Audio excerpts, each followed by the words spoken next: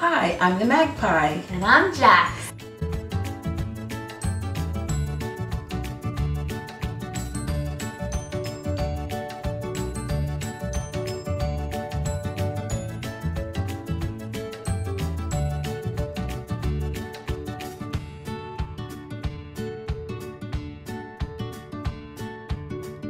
And this is Mondays with Magpie. Alright, so today we are going to make 2 more of our picnic dishes, Jacqueline. Perfect. It's the perfect time of year for yes. That. And here, there you go. She always starts holding a utensil. I need a utensil. I feel like I'm accomplishing something. Right. So today we are going to do Elaine's baked beans. Now, why Elaine? Did you ask that question? I didn't. I will. Who is Elaine? Elaine is my cousin. Beans. Yes. Yeah, she's my cousin Elaine, and they're her baked beans. They're really good. Really, really tasty. Yes. So we had them yesterday, as a matter of fact. All right. Couple of helpings. Yes. For the baby. For the baby. Everything's for the baby. All right. Now then, we need a few things. All right. Now, I used one of each because I needed to see if they would both work. If you can't find, you can use Goya small white beans. Or, doesn't have to be Goya. Yeah. Small white beans. Habichuelas blancas. They're not paying us. Yeah, white beans. Or the recipe calls for Great Northern beans. So either one works. If you can't find the other, use one of the other. Much better than bad northern beans. Yeah, yeah. So anyway, what we're going to do, this is a dump recipe. You're going to dump it all in a bowl. We're going to stir it around, put it in a baking dish, put it in the oven, and Bob's your uncle, as they say. If you can open it. Wow. And we're not going to drain them. They dump right in. I know. You don't rinse them or anything? Nope, you don't have to. They're just I've heard that makes it gassy though. Well, who cares? They're baked beans after all. Then you can do the rhyme. Yeah. You all know the rhyme. And everyone knows the rhyme. That's all the good stuff. All right, so you will put 2 of the same can or 1 of each. It doesn't really make any difference. So first of all, we have the beans. Yes, 1/3 cup of light corn syrup. Oh. But remember, first of all, we do the spray, and then that makes it slip out of the. All right, I'll put this away now. Now, yesterday you said you probably could just omit the corn syrup. Yeah, if it gets too sweet, we might cut down on the brown sugar when we get to that point. But if you're kind of against corn syrup, as some people are nowadays. If you don't like corn syrup, just all right, dump it. Dump. There we go. All right, good enough. Again, I've said it before though. Yeah. It's not you, it's me. All right, now we need 1/2 cup of brown sugar. 1/2 cup of brown sugar. All right. Getting permission. Yeah. Permission to scoop. Lightly packed brown sugar. And if the first time you do it, it's too sweet, you can either cut back on the Cairo or cut back. I would cut back on the corn syrup, not on the brown sugar. Yeah. Because the brown sugar is nice and flavorful, and the corn syrup doesn't. Dump. Now. I just want to see other people. Half a cup of ketchup, which I have to get out of the fridge because I always forgot that. Okay. That's chili sauce. Yes. 1/2 cup. Always read your ingredients. 1/2 cup of ketchup. All right.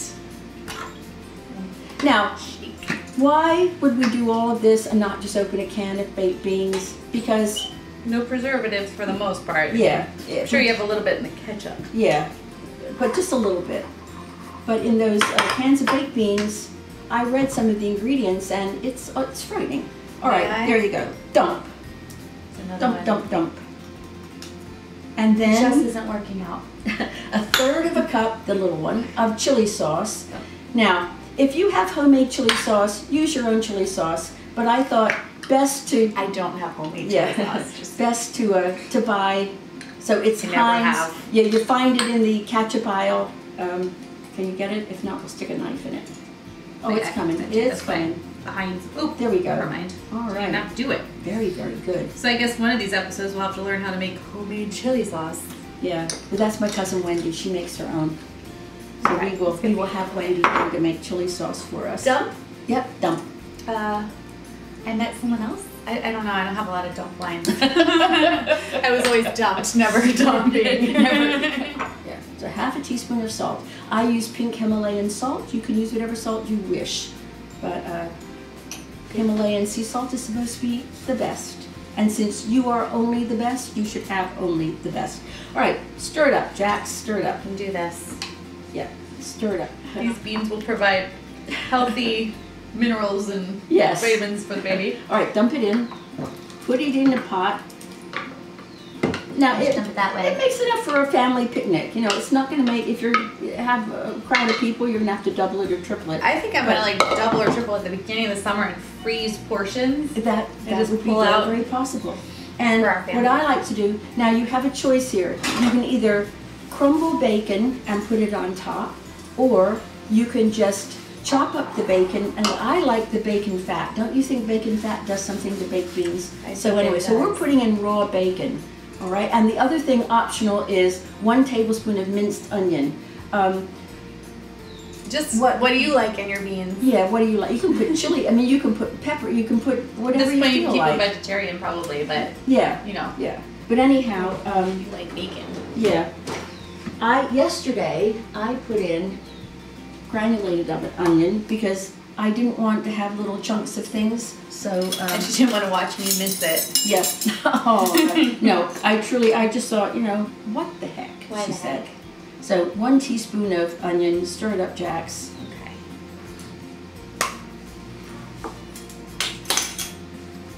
I've become a master stirrer. She has. It's quite incredible. All right, I will get the bacon out. Now remember, if you're worried about bacon fat, you can always cook it in a frying pan first and then crumble it. I like bacon fat, and I'm putting it in. And I guess you can always skim it off later. It says 5 ounces of bacon. Well, I measured it, and it's just about 3 slices of bacon is 5 ounces. So you get the thicker bacon. Oh, I do, don't I? Yeah. Well, anyway.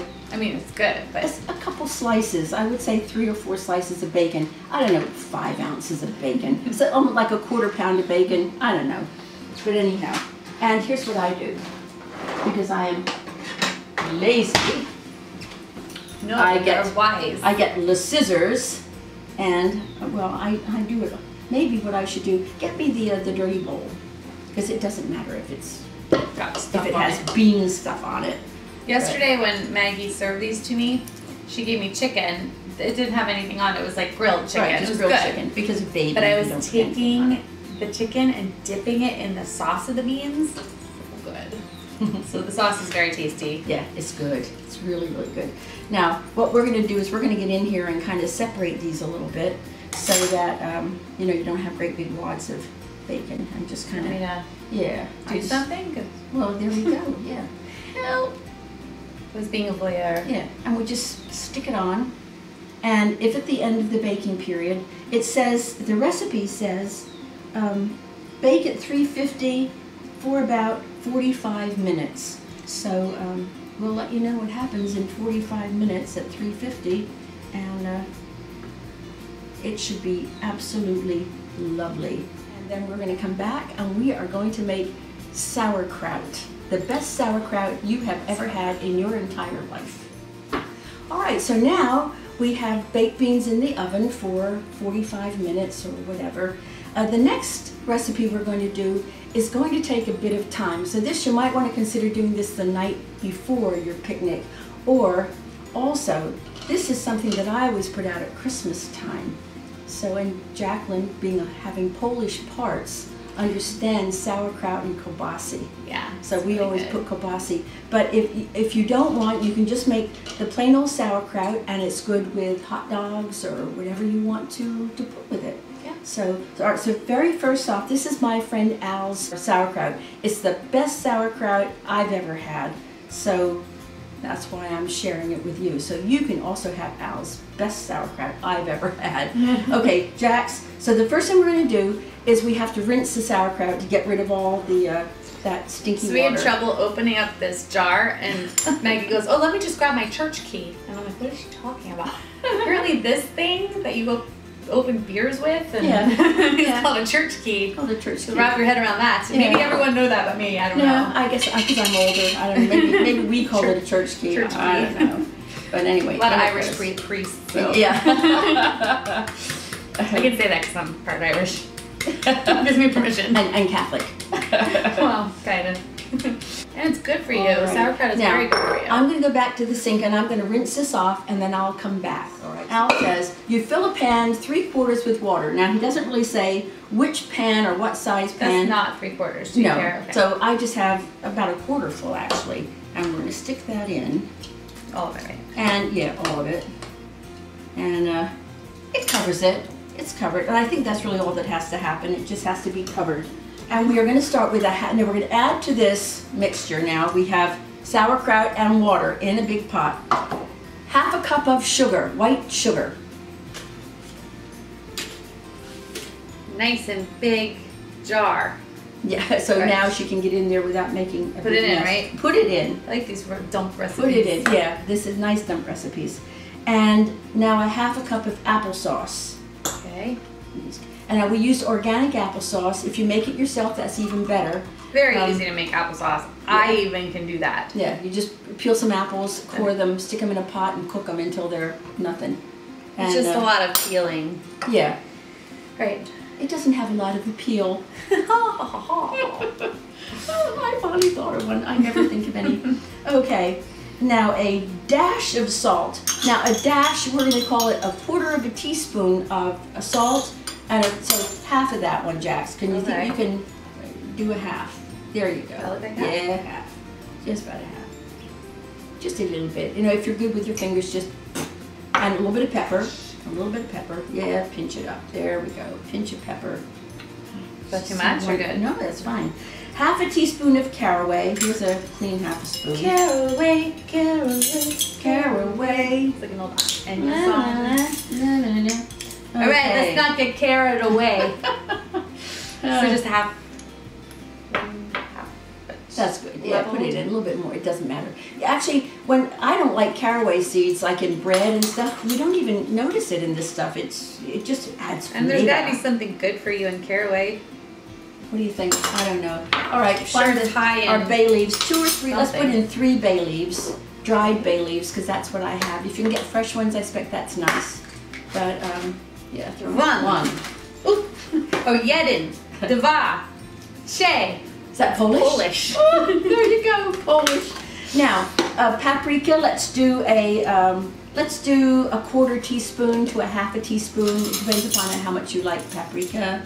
1/4. Yeah, we'll do a 1/4. It says a dash. You know, these dashes. I don't know. So there we go. All right. And then this one we're using onion powder and garlic powder. I'm using granulated onion and granulated garlic because I like.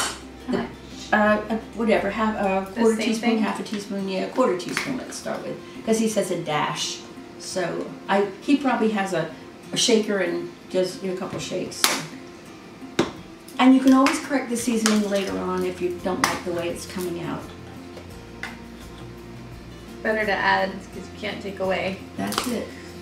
I've learned that the hard way. That's it. Yeah. Yeah. So many times. All right. Let me get you a spoon. Okay. Jacqueline, stir, stir, stir, stir, stir, stir. And then this is going to go on at medium heat, medium-low heat, and it says for hours and hours and hours. So you could do it in the crock pot, probably. I was just took the words right out of my mouth. So you can do this at nighttime. Put the crock pot on low, and in the morning your house will stink to high heaven, and you will have the best sauerkraut in the whole wide world.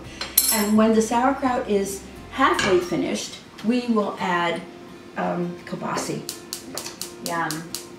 And then you've got your meal. Well, I guess you would make vegetable, but you've got your beans and your kielbasa and sauerkraut. And mashed potatoes. Why not? A vegetable. Why not? That's a starch. All right, so we're gonna, that's right. Yeah, so we're gonna cook that on low heat, medium-low heat for, let's say 3 hours. And then we'll come back tomorrow or the next day or the day after and taste it for you. Okay, and that's it. We'll be back. You know what this is? Kielbasa. It is. It's good Polish kielbasa. Good smoked kielbasa. And my friend Al always says, do you take the skin off? He does. I don't. Okay. I don't take the skin off. it just, you know, it's a little snack when you eat it. I love it. I don't think it's bad at all. Our sauerkraut has been on the stove now for a few hours, and what we're going to do now is, in order to infuse the flavor of the kielbasa, or kielbasa, we are going to put it in our slow cooker and let it go for 4 hours. If you wanted to, you could have just started it in the slow cooker and put the kielbasa in at the very beginning. Just the whole. Yeah, I just, you know, decided. Well, we were just trying to show you. And this way, if you want to save it for hot dogs or whatever, that's how you do it for hot dogs. But if you're going to put something else in it, slow cooker. All right, so. This also makes a good inside of pierogies if you're going full on Polish. Right. Yeah, yeah. And the other thing is, if you're going to do this for a meal, if it's going to be kielbasa and sauerkraut for a meal, well then cut them a nice serving size. This is for if you're going to put it out on a table. For a picnic. Yeah, for a picnic. And yeah, lots of people are going to eat it because it's expensive and people eat it all up. Yeah. And if you put big slices in, they eat big slices. You can even have these slices. Yeah, yeah. So because it's the more the flavor altogether. Yeah. And the smaller you make the cuts, the more people feel like they're getting. Like, yeah. I used to do that for my kids, cut meatballs, and they feel like they're getting more meatballs than I had. And it's expensive, so you know, watch your budget and just cut it as small as you like. Not too small, but. You know, a serving size, so someone can get it with a fork or whatever. And if you want, you can dip it in mustard. What do you usually do when it's all done? Well, I love it with sauerkraut, but yeah, mustard. But that's what I mean, sauerkraut in a bun with mustard. Yeah, or in a bun with mustard and sauerkraut. And sauerkraut, so it's really, really good. All right, so now we're gonna put everything in a crock pot, and we're going to let it go for 4 hours on high. Or you can do 8 hours on low if you do it late at night, and it'll be ready in the morning. And we'll let you know how it. Okay, so here we are with our finished kielbasa and sauerkraut, which is delicious. And we ended up putting it in the slow cooker for 4 hours. And we just let it go, and we went shopping, actually. We went shopping, you know. No, we actually went shopping. We did, we went shopping. I bought plants. Yeah. So anyway, so that's that. So all right, ready, Jax? Yes. Here we go. I'm so ready. Thinking about this. Except the kielbasa can be so unattractive to eat on camera. I should cut it. Or cut it. It doesn't matter. Isn't that good? So good. And you can't stop eating it, and that's why you have to have lots of kielbasa or cut them in small pieces, because people will just eat them up. It's really tasty. And then, yeah, so perfect for a picnic party. It's like filling. So then we have our beans. Same fork. It's hot. Now, it is our opinion. It is our opinion that the Hanover, whatever they were called, the Hanover Great Northern beans work nicer. So we just had to cook it like 5-10 minutes longer. I guess 15 minutes longer. Because it has a consistency you expect it to have from, you know, like the kind you expect from canned beans. Yeah. Baked beans. Yeah.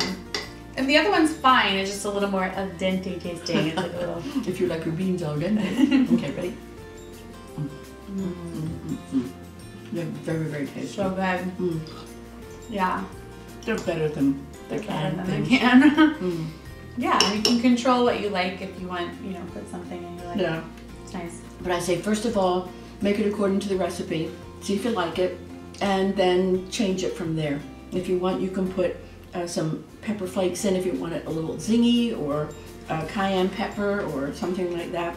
But don't mess with the sauerkraut recipe, because it's perfection. It's exactly what you want. Just perfection. So thank you for joining us. We'll see you next time.